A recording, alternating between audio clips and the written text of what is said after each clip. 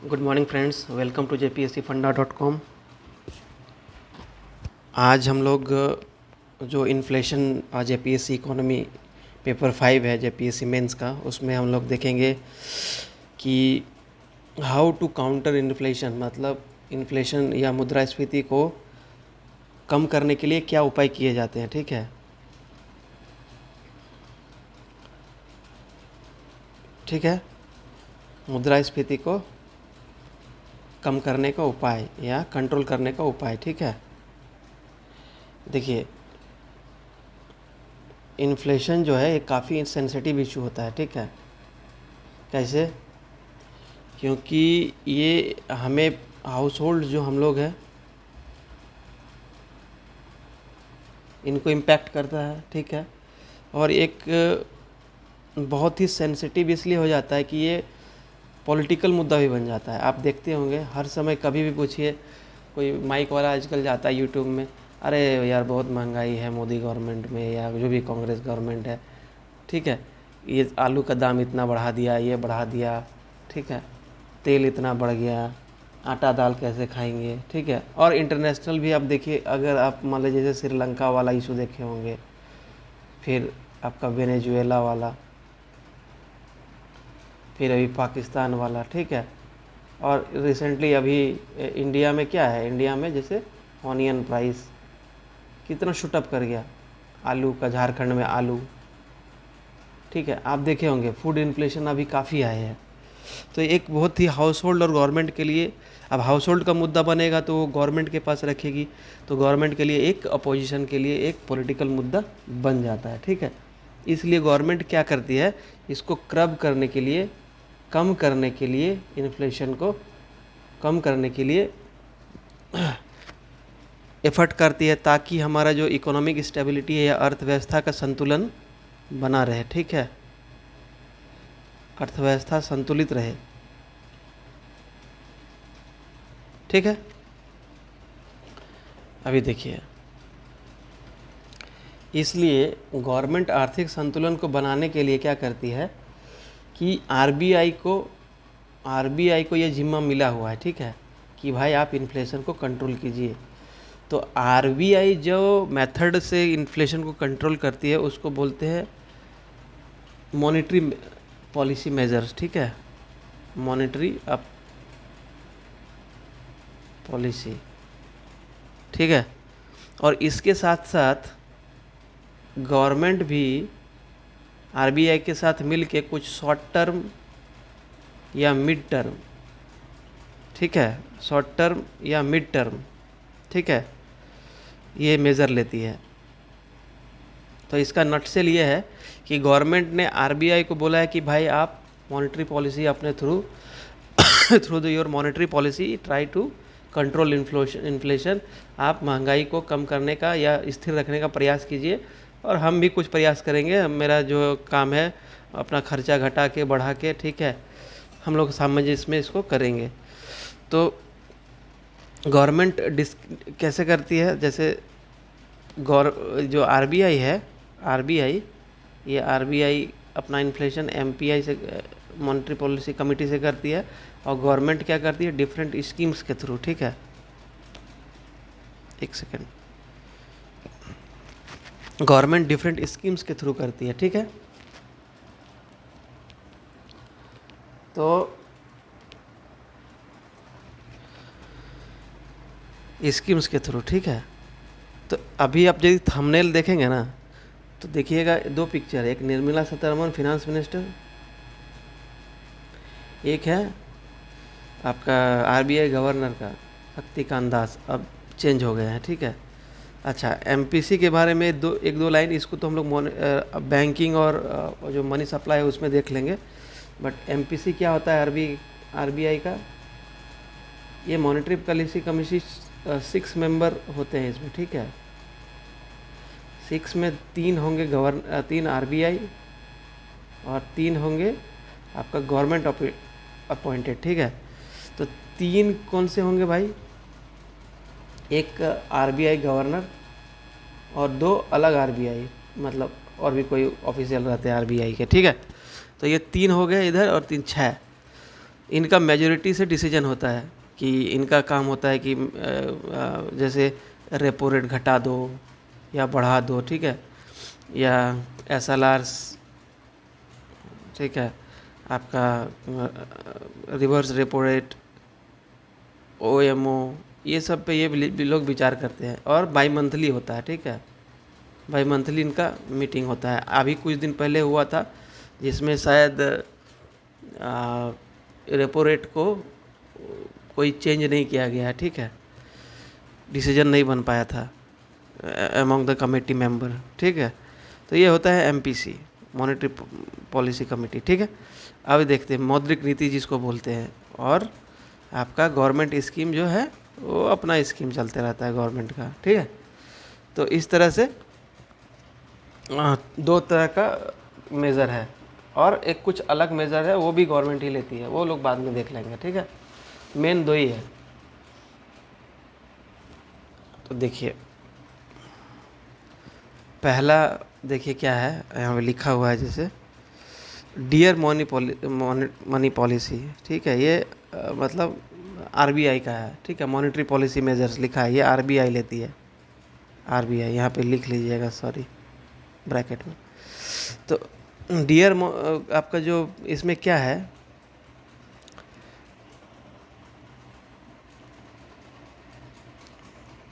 एक होता है आरबीआई का जो दो पॉलिसी होता है, एक है dear money sorry monetary measures,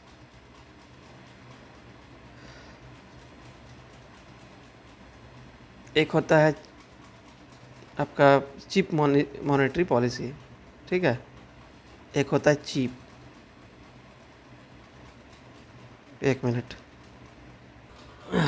एक होता है चीप मॉनेटरी पॉलिसी, ठीक है। डियर में क्या करता है, डियर मॉनेटरी पॉलिसी में आपका जैसे डियर है, तो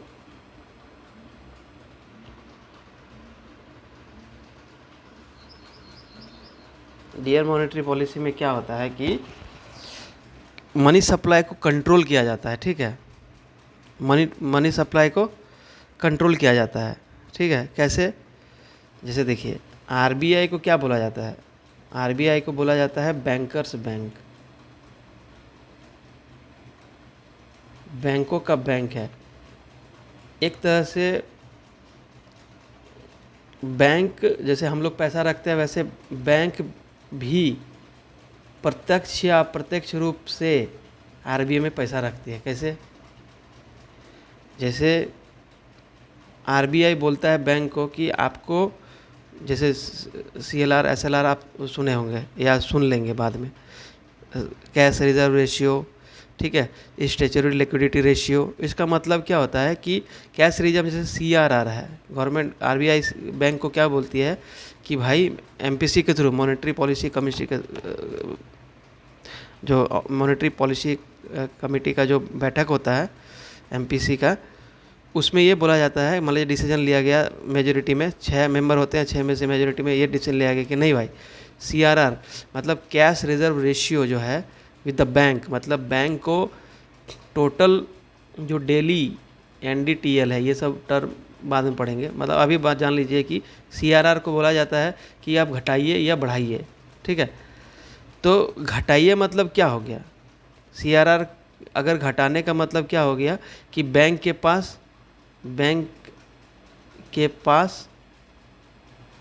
कम पैसा,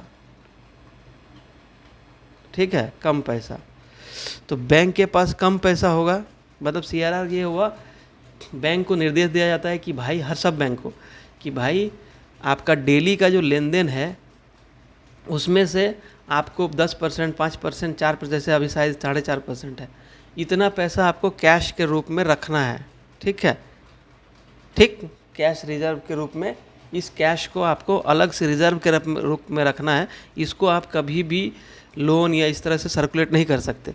तो बैंक के पास क्या हो गया, मान लीजिए सीआरआर है 4.5%, मान लीजिए, ठीक है, इसका मतलब 95.5% ही बैंक लोन में घुमा सकती है, बाकी 4.5% उसको रखना होगा।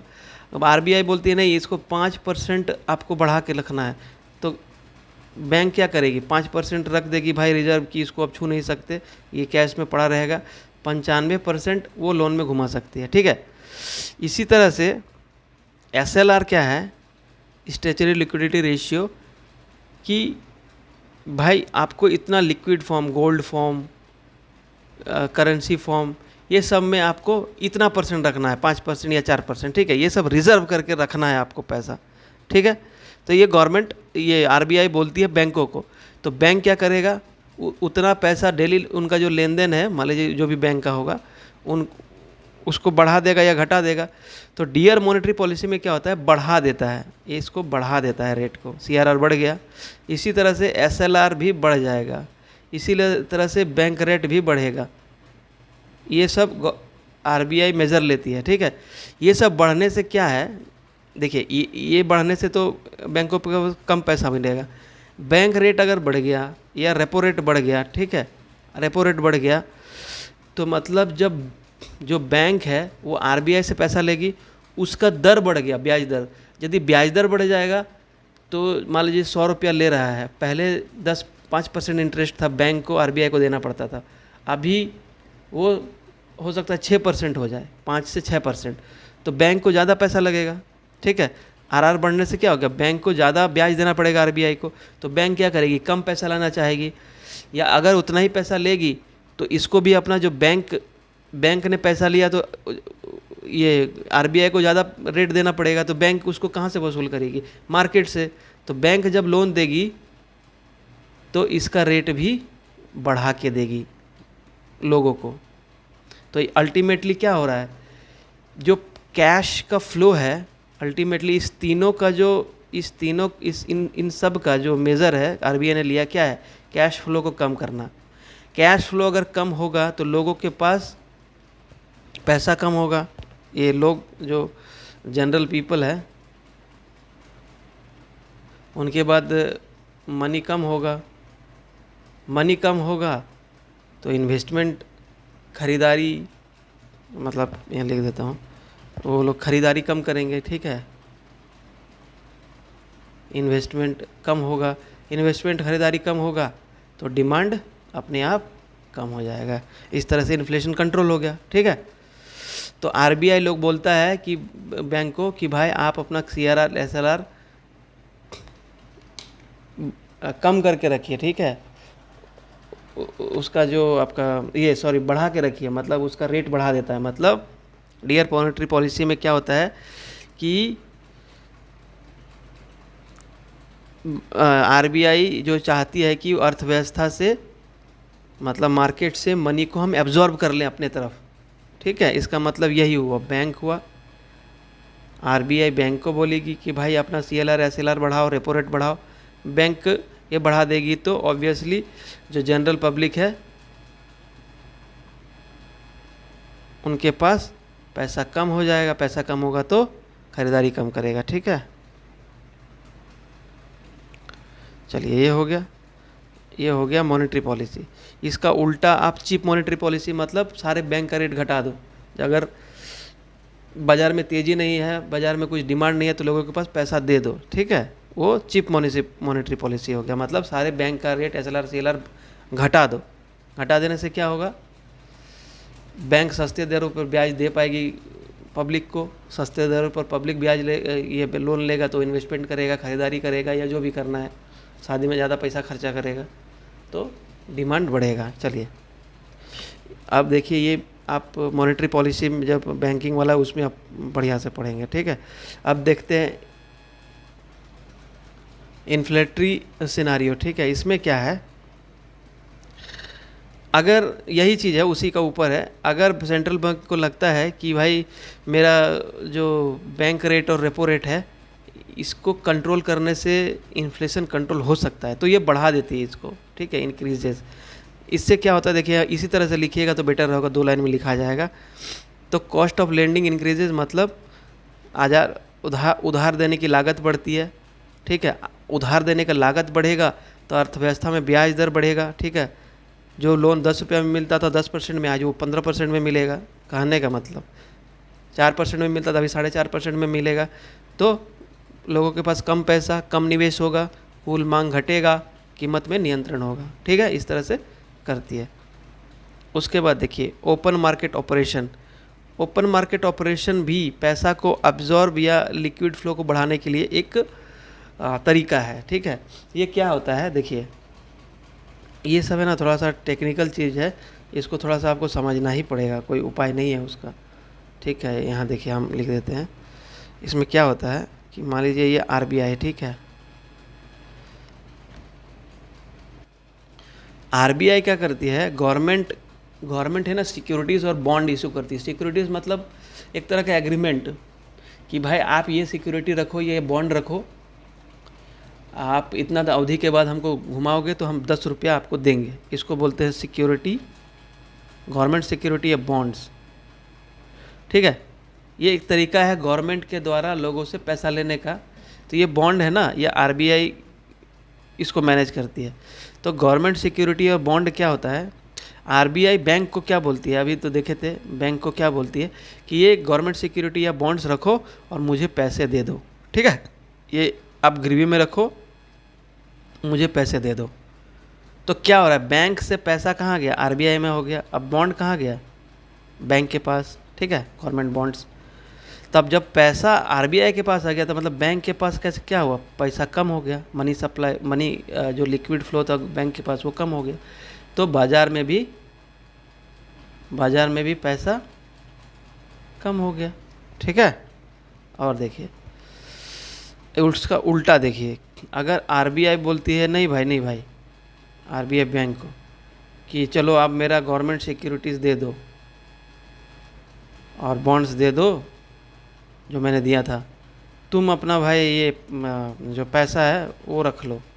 तो बैंक के पास ज़्यादा पैसा, इसका मतलब बाज़ार में ज़्यादा पैसा। ठीक है, मनी सप्लाई बढ़ गया बाज़ार में तो डिमांड बढ़ेगा, उल्टा बाज़ार में इस तरह होता है। देखिए लिखा भी होगा इसमें,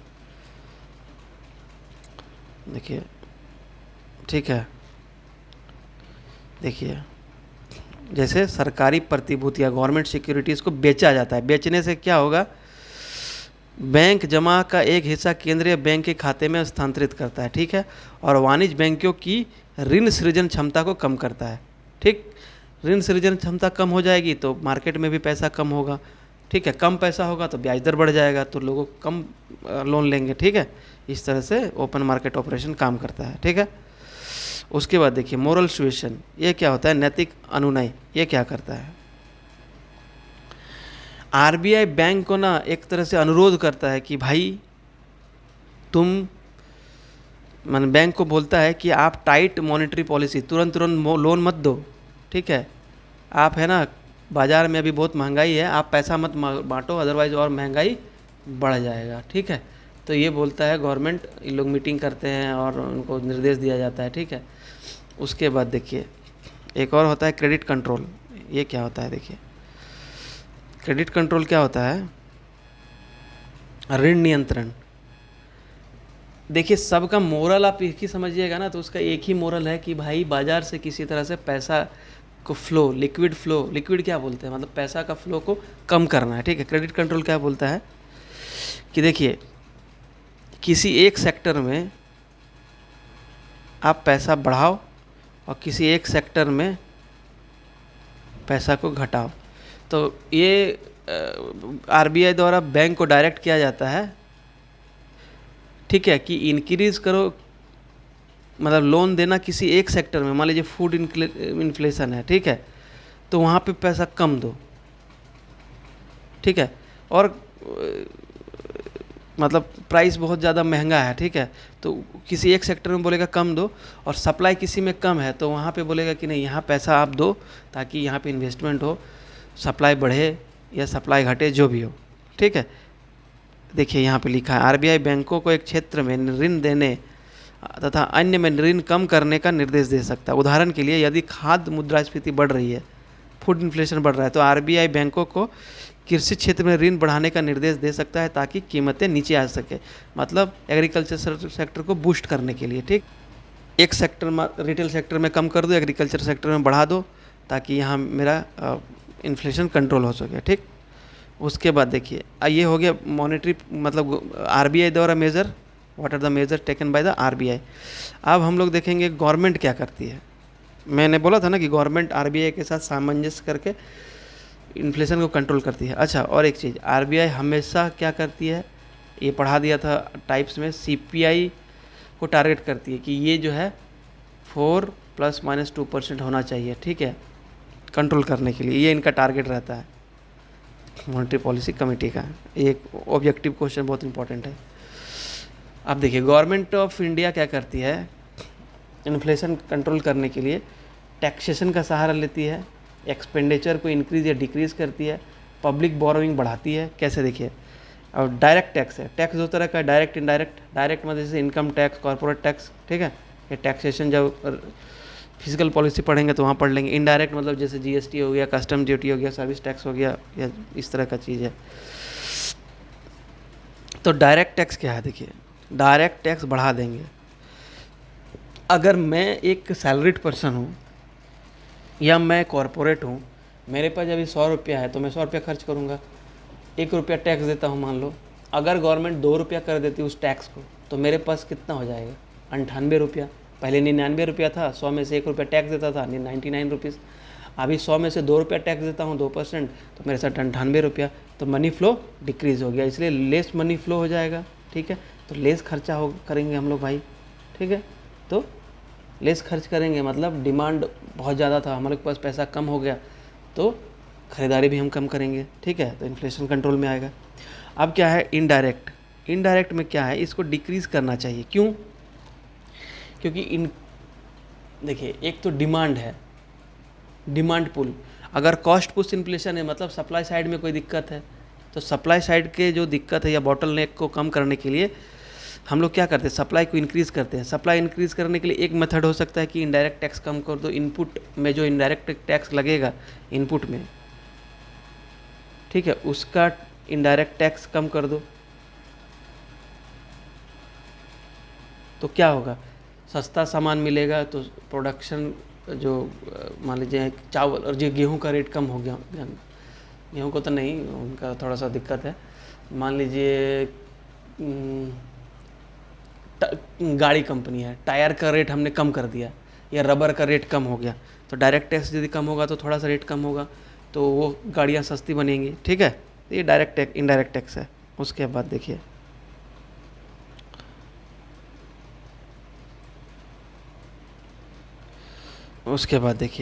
अब इसके बाद पब्लिक एक्सपेंडिचर। पब्लिक एक्सपेंडिचर मतलब गवर्नमेंट जो एक्सपेंडिचर करती है कुछ कारखाना लगाने के लिए, ब्रिज बनाने के लिए, पुल बनाने के लिए, ठीक है।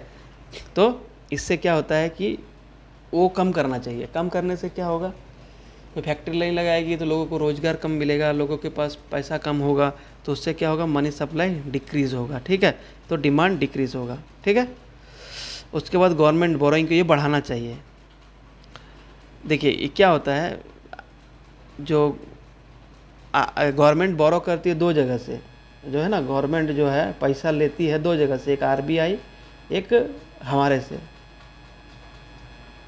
आरबीआई से लेगी तो ये कैसे करेगा, हमसे जैसे पैसा लेती है, कैसे गवर्नमेंट बॉन्ड्स, बिल्स, ये सब इशू करके, जैसे भी किसान विकास पत्र, केवीपी, आपका जैसे अभी कोई महिला का एक आया है वो, या नेशनल सिक्योरिटी स्कीम, ठीक है।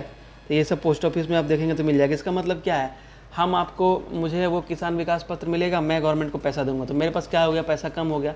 इस तरह से पूरा इंडिया से लोग पैसा देंगे, केवीपी खरीदेंगे, किसान विकास पत्र या एनएसएस या एलआईसी का कुछ इस तरह का पॉलिसी, तो हमारे पास पैसा कम होगा, हम कम खर्चेंगे, ठीक। तो डिमांड में मतलब डिमांड अपने आप कम हो जाएगा लोग गुड्स का, तो इसलिए गवर्नमेंट बोरोइंग को बढ़ाना चाहिए, ठीक है। आगे देखिए, इन सब को फिजिकल मेजर्स बोला जाता है जो गवर्नमेंट लेती है, ठीक है। उसके बाद एक होता है इसेंशियल कमोडिटी एक्ट 1955, याद रख लीजिएगा। इसका मतलब क्या होता है कि कोई चीज़ जैसे इसेंशियल कमोडिटी, ड्रग्स है, दवाई है, सुई है, इंजेक्शन है, गवर्नमेंट को ऐसा लगता है कि भाई ये कमोडिटी बहुत ही इसेंशियल है, बहुत ज़रूरी है, ठीक है, बहुत ज़रूरी है, ठीक है। तो उसको ना इसेंशियल कमोडिटी के अंदर रख देता है ताकि वो उचित मूल्य के साथ ही मिले, ठीक है। और समय समय पर इसका स्टॉक का सीमा भी लगते रहे कि भाई आप इससे ज़्यादा इकट्ठा नहीं कर सकते, ठीक है।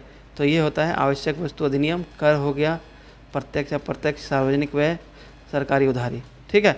उसके बाद देखिए एक क्या होता है, फिनेंशियल इंक्लूजन इनिशिएटिव ले सकती है, जैसे प्रधानमंत्री जन धन योजना, ठीक है, वित्तीय समावेशन। इससे क्या होता है कि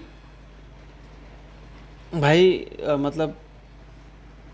मतलब जो पैसा हमारा है वो उसको क्या है, मान लीजिए कि अभी बैंक में मेरे पास रहेगा तो मैं क्या करूँगा, ज़्यादा खर्च करूँगा। तो बैंक ये फिनेंशियल इंक्लूजन कर दिया, उसके चलते क्या होता है, प्रधानमंत्री जन धन बैंक का अकाउंट खुला, हम जाके बैंक में पैसा रहेंगे तो थोड़ा सा लोगों का मोरल रहता है कि चलो हमको कुछ इंटरेस्ट मिल जाएगा, बाद में खर्च करेंगे, ठीक है। तो इसलिए इसको मतलब एक तरह से ये भी एक मेज़र है, ठीक है, प्रधानमंत्री जन धन योजना टाइप का जो है। उसके बाद है कि गवर्नमेंट जो है सप्लाई साइड से क्या क्या मेजर लेती है, मतलब सप्लाई शॉक जो आपूर्ति पक्ष है उसके तरफ से क्या क्या उपाय करती है। एक होता है अल्पकालिक, शॉर्ट टर्म या लॉन्ग टर्म। इसमें जैसे अब कुछ सामान का रॉ मटेरियल का बहुत ज़्यादा कमी हो गया है तो ना आयात बहुत ज़्यादा उस बढ़ा सकती है, इंपोर्ट, ठीक है, इंपोर्ट बढ़ा सकती है शॉर्ट टर्म के लिए। लॉन्ग टर्म में इंपोर्ट नहीं बढ़ाएगी शॉर्ट टर्म के लिए, कि अब लॉन्ग टर्म के लिए हमेशा इंपोर्ट बढ़ाएगा तो हमको हमेशा दूसरे जगह से तो लाना पड़ेगा ना सामान, विदेशों से आयात करना पड़ेगा। लेकिन उसमें क्या होता है अल्पकाल, शॉर्ट टर्म, मतलब 5 महीना 6 महीना के लिए उसने क्या किया, गवर्नमेंट ने बोला नहीं भाई इस सामान का कमी है हमारे देश में, इस सामान के चलते महंगाई बढ़ रही है तो उसको मंगा लो, ठीक है। दीर्घकाल मतलब लॉन्ग टर्म के लिए क्या करती है कि प्रोडक्शन में बढ़ा सकती है, इंपोर्ट नहीं करेगी कि भाई ये तो हमारा परमानेंट समस्या है तो कुछ ऐसा मैकेनिज्म ढूंढो कि इसका प्रोडक्शन डोमेस्टिकली हो, तो जो सामान का सप्लाई कम है वो बढ़ जाएगा, ठीक है। उसके बाद जमाखोरी और सट्टेबाजी, मतलब कभी कभी होता है ना, जैसे बहुत बार सुने होगा कि प्याज का रेट बढ़ने वाला है, स्पेकुलेशन आ गया तो प्याज इकट्ठा कर लो, होर्डिंग करने से क्या होगा, सब कोल्ड स्टोरेज में जाएगा तो सप्लाई, जो मार्केट में सप्लाई है कम हो जाएगा और प्राइस बढ़ जाएगा। तो इसको करने के लिए क्या चाहिए कि भाई आप जमाखोरी मत करो, जमाखोरी नहीं करने से एक प्रॉपर फ्लो बना रहेगा गुड्स का, ठीक है। उसके बाद एक्सपोर्ट पर बैन लगाओ, जैसे अभी मान लीजिए श्रीलंका में बहुत ज़्यादा प्याज की कमी है, मालदीव में पूरा प्याज एक्सपोर्ट कर रहे हैं तो इंडिया में कमी हो जाएगी, ठीक है। तो उसको नियंत्रित करना है कि एक कोटा फिक्स करो कि इतना ही आप एक्सपोर्ट कर सकते हैं, ठीक है। उसके बाद जैसे कमज़ोर वर्ग के लोग हैं, देखिए जो मान लीजिए जो अंबानी है मान लीजिए या बहुत समृद्ध लोग हैं, उनको आज 20 रुपया आलू है, कल 25 रुपया हो भी गया तो क्या दिक्कत है, या 50 रुपया हो गया या 100 रुपया हो गया। लेकिन जो गरीब लोग हैं, ST है, PDS क्लास के लोग हैं, PBTG ट्राइब है, उनको तो दिक्कत है ना, उनको तो 20 से 21 रुपया होने में दिक्कत है। तो उनके लिए गवर्नमेंट कुछ इस तरह का कैंटीन स्कीम या फ्री नीतियाँ लाएंगी, जैसे मैया सम्मान, इस तरह का कुछ, ठीक है। उसके बाद MSP, मान लीजिए सप्लाई बहुत ज़्यादा मतलब हो गया गुड्स का, ठीक है, कीमत मिल नहीं रहा है किसान को, ठीक है। तो इनका क्या होता है, मोरल डाउन होता है कि भाई हम क्यों प्रोडक्शन कर रहे हैं। अब ये मोरल डाउन होगा तो फिर सप्लाई जो बढ़ा था अगले सीज़न में या कुछ दिन बाद वो घटेगा। तो उसको एक स्थिर बनाए रखने के लिए उदार नीति अपनाती है कि भाई आप MSP ले लो, मैं ख़रीद लूँगा, मैं बाद में जो भी उसको बेचूँगा, गवर्नमेंट MSP लगा के एक हिसाब के दर से MSP जो 28 या 22 गुड्स के लिए है उससे किसानों से ख़रीद करती है, फिर उसको PDS के थ्रू बेचती है, ठीक है। तो आई होप कि आपको समझ में आ गया होगा, मतलब 3 तरह का मेजर आप देख लिए होंगे, एक RBI, फिर गवर्नमेंट का इनिशिएटिव 2 तरह का, एक फिजिकल मतलब डायरेक्ट इनडायरेक्ट टैक्स, इस तरह से प्रत्यक्ष अप्रत्यक्ष कर, खर्चे में कमी, ठीक है। एक होता है अदर मेजर, सप्लीमेंट्री मेजर्स, ठीक है, वैकल्पिक उपाय, इसेंशियल कमोडिटी एक्ट और भी इंपोर्ट एक्सपोर्ट बढ़ाना, तो आप देख लिए होंगे, ठीक है। RBI जैसे मॉनेटरी पॉलिसी कमेटी है, reverse repo rate, SLR, OMO, ठीक है, ओपन मार्केट ऑपरेशन। तो आपको ये चीज़ समझ में आ गया होगा, ठीक है। चलिए ये बहुत ही है। अब हम लोग देखेंगे अगले लेक्चर में कि मतलब ये देखेंगे कि जो इन्फ्लेशन मेज़र है, मेज़रमेंट, सीपीआई, आईआईपी, डब्ल्यूपीआई, ठीक है, इन्फ्लेशन का जो मेजरमेंट है इसमें क्या फ्लॉज रह गया है, ठीक है, और इसके लिए क्या वे फॉरवर्ड हो सकता है, ठीक है, और उसके हिसाब से 3 से 4 मेंस क्वेश्चन बनेगा और कुछ ऑब्जेक्टिव्स देख लेंगे। एक्चुअली क्या होता है ना, इकोनॉमिक सब्जेक्ट ही ऐसा है भाई, थोड़ा सा लंबा हो जाता है। अभी आप कोई 2-4 वीडियो आप देखिए यूट्यूब में, 14 जेपीएससी आ गया, 14 जेपीएससी आ गया, हाँ आ गया 14 जेपीएससी, मान लो अब 14 जेपीएससी आ गया, आप क्या करेंगे? वो ऊपर ताकेंगे? उसके लिए अभी से मैंने हर बार बोला है, इको, साइंस और लैंग्वेज पेपर, भाई इसको कर ही लो, अभी से ही कर लीजिए। और ये तो बहुत ही इम्पोर्टेंट है। इकोनॉमिक्स बहुत थोड़ा सा टफ लगता है लोगों को, बोरिंग है, लेकिन समझने लगेंगे तो इजी लगेगा, ठीक है। और उसमें भी कोर इकोनॉमिक्स आप देख लीजिए, झारखंड का कोई भी कोचिंग देख लीजिए, 1-2 मैं नाम नहीं लूँगा, उनको छोड़ के, हाँ उनको छोड़ के कोई भी कोचिंग इस कोर इकोनॉमिक्स पढ़ा तो देता है, कौन सा वो 4, 10, 15 स्कीम और झारखंड पोर्शन रटवाने टाइप का, ये कोर इकोनॉमिक्स कौन पढ़ाता है? और यदि पढ़ाते हुए तो उनका फीस देखो 20,000 प्लस रहता है, देख लो आप, ठीक है। समझाते हैं नहीं, रटवा देते हैं। और नहीं तो अब आजकल एक नया उसी तरह से साइंस का, ठीक है। मैं हमेशा एक्सेप्ट करता हूँ कि मैं थोड़ा सा, मुझे बोलने में दिक्कत है। अगर मेरा इकोनॉमिक साइंस का मेंस का नोट्स, जैसे पिक्चर के साथ, प्रॉपर पिक्चर स्टेटमेंट कोट्स के साथ, ये तीनों का बहुत ही मैंने बहुत इसमें मेहनत करा है और बनाया है इस तीनों का, ठीक है। आप देख सकते हैं, आप देखे भी होंगे, ठीक है ना।